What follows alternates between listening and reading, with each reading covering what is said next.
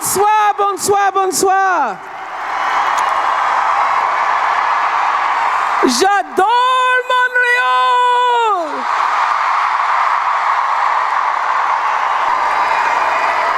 Je suis contente d'être à Montreal, I must say.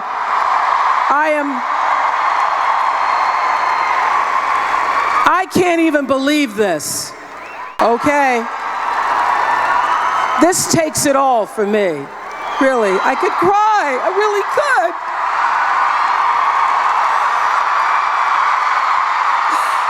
We're here, and I'm here with Flo, and all of my women friends, about 10,000 of them, and maybe 100 men, because we've come to see somebody who's made a difference.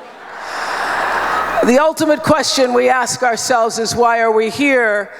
And you get to answer that with every action, thought, and feeling, because our life is our art. And every day we get to paint on the canvas that is our life, the lights and the shadows, and erase some things and paint over some things until we continually evolve into who we were meant to be. I used to watch Oprah every day. And one day I get a phone call from my daughter, and she tells me, guess what? I said, your little guy, your little baby is now toilet trained. She said, no, much better. I said, what is it? She said, Oprah's here. Oprah's coming. I said, okay. So you want to go? I said, sure. And she went and bought tickets right away, and that's why I'm here. And all of us have been called.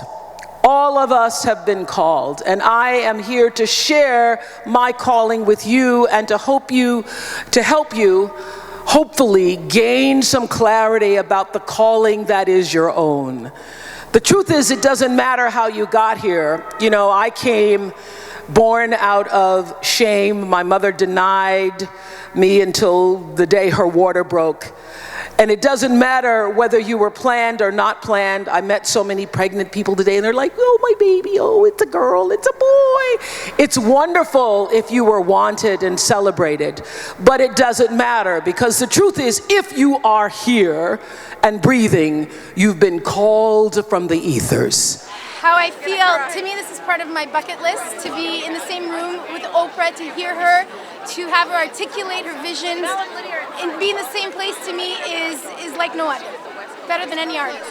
And I remember hearing my grandmother as she was washing clothes one day, and because there was this great big iron pot, and she was washing the clothes in the pot, and I was on the back porch churning butter at 4 years old, and she said, Oprah Gail, you better watch me now, because one day you're going to have to learn how to do this for yourself.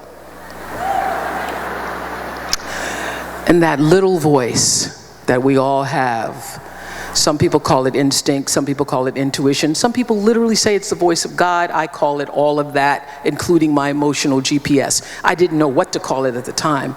But that little voice inside said, no.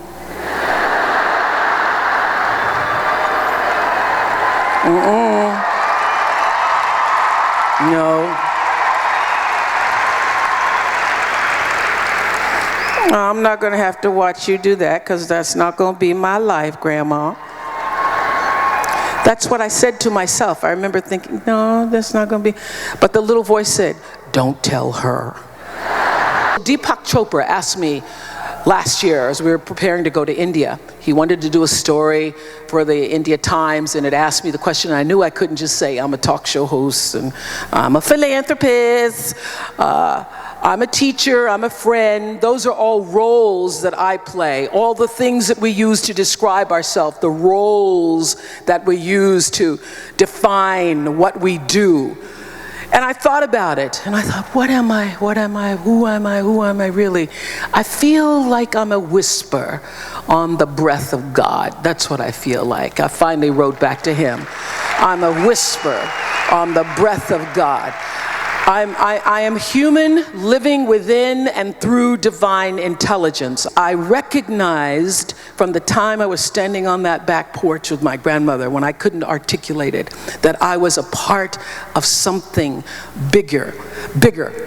And it is my connection to that and my willingness to get still and listen to that over the years that has allowed me to come from Mississippi to Montreal.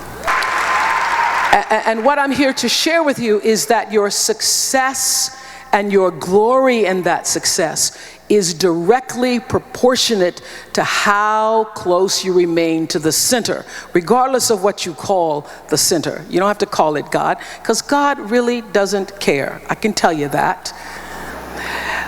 I come from that power. I have access to that power. I don't think I am the power, but I do know how to access the power. And everything that I have become, every decision that I have made, every time I grow and I move in the space that is God, that is universal energy, that I feel connected to it, things happen in a grand and great way. And when I lose sense of that, as I have, as we all do, is when I am lost. If you're not living on purpose, you're not really fully living. And what's exciting about it, if you're not living on purpose, now's the time to open your heart and receive what the purpose is.